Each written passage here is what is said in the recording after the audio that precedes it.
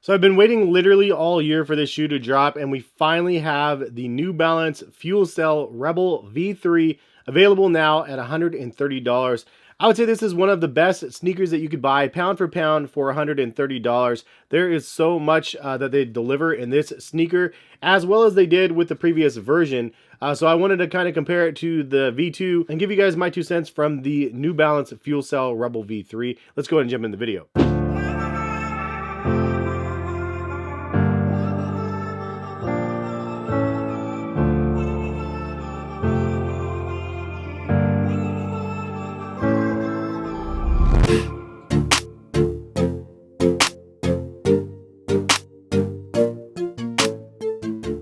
So weighing in at 7.7 ounces, the Rebel V3 is here, and the fuel cell on the midsole is glorious, and it's everything that I kind of was waiting for. So big shout out to New Balance for sending me the sneakers over. This has been awesome because this is one of those shoes that I really wanted, and I've actually had mine for a couple weeks. Gave them a go casually, then ran in them a little bit, and I'll tell you guys, it's just such a crazy feeling on feet. It doesn't look like you could have like an incredible pair of sneakers for $130. I mean, especially for less people that are used to buying sneakers and looking at the price points of like the $200 range, and then, you know, even up to $275, and then you look down to the $80 and $100 range and so on, and then you step up to $130 and you think you're just going to get slightly above what you're paying $100 for, and definitely lower tier than what you'd be paying $180 to, you know, $200 for. But the FuelCell Rebel V2 is the one that probably really helped put this model on the map, and I think the 3 is just like an extension of what the 2 ended up doing. It's an improved midsole with the fuel cell, in my opinion. The upper is very standard, kind of engineered mesh, very breathable though. And then you check the weight of these things are 7.7 ounces, which is a little bit more than the previous. This one weighs in at 7.2 at a wide version at least. So it does weigh a little bit more, but they added a little bit more cushioning around the collar, it feels like. And the fuel cell feels like they added a little bit there as well. All in all, this is a tremendous value shoe right here at $130. Comfort-wise, snappiness on feet, like squishy feel on feet. It beats out the Nike Pegasus 39s. It beats out the Pegasus Turbos as well, which honestly the 39s are better than the Turbos, to be honest. Again, I would say true to size, I would get the wide if you have a wider foot. But the length of the shoe is just fine for me. It just runs a little bit narrow in the heel. A couple words from what New Balance says about the product. With a combination of speed and cushioning, the FuelCell Rebel V3 is designed to power you through everyday runs, training sessions, or long distances. They feature high-rebound fuel cell foam to propel you forward, and a lightweight engineered knit upper with the right amount of structure to keep you moving at top speeds. It says it has a gusseted tongue designed for a sleek fit and lightweight engineered knit upper with no-sew overlays, and a design inspired by classic racing shoes to evoke the spirit of speed, which I gotta say, I did run in these. I've been running for the last couple weeks now. It's something that I'm trying to get better at. I'm honestly just super terrible at running. I've never been a runner, and I've always wanted to be. Anyways, I put these on feet though and went for a little bit of a jog, a little bit of a run, and I noticed that I just wanted to pick up the pace in them. They felt really snappy, and that's just the best way I can describe them as you're kind of running around.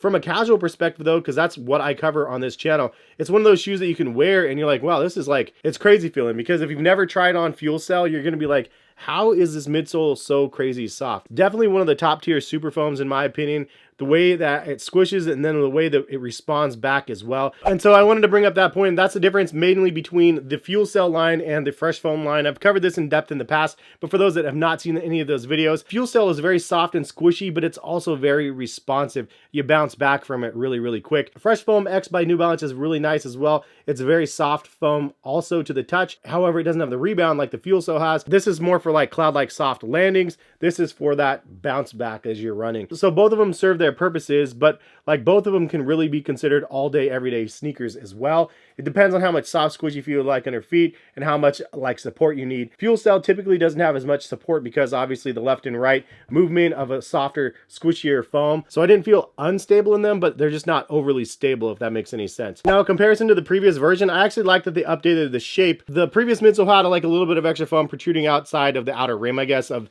the shoe, and this one has more of a standardized approach to the midsole. I do need to get a wide version though and really compare them wide to wide, because hopefully it's just a little bit more wide in the heel. I do also like that they rounded out the back and just made it look a little bit more aerodynamic versus the previous version, and has a little bit of an angle. It didn't feel bad or anything like that on feet, but I like the overall aesthetic of the V3 better. Another big change that they did was with the tongue. Previously it wasn't gusseted, it was loose all the way down, and I think a lot of people wanted a gusseted tongue on this one because it just kind of flip-flops and is a little bit flimsy here and there. So the new version, it actually has you locked down across the top top of your foot. I will say, however, my preference, and I know it would add a little teeny bit more weight though, is I really wish they would have had more of a padded tongue and one that doesn't have the same shape as this. This does feel good overall on foot, but it's just a little bit more difficult for somebody like myself to get on your foot because it's just kind of flimsy at the top again. I just like the overall, like a normal tongue that has normal structure. So just throwing it out there, personal preference for me, I do like something a little bit easier to get on. Another change they made from the V2 to the V3 is that little heel scoop back here at the top of the ankle. You can see they changed the shape of it, made it like one long horn. The new version's a little bit taller on the heel, but honestly, I mean, it's just a preference thing if you like one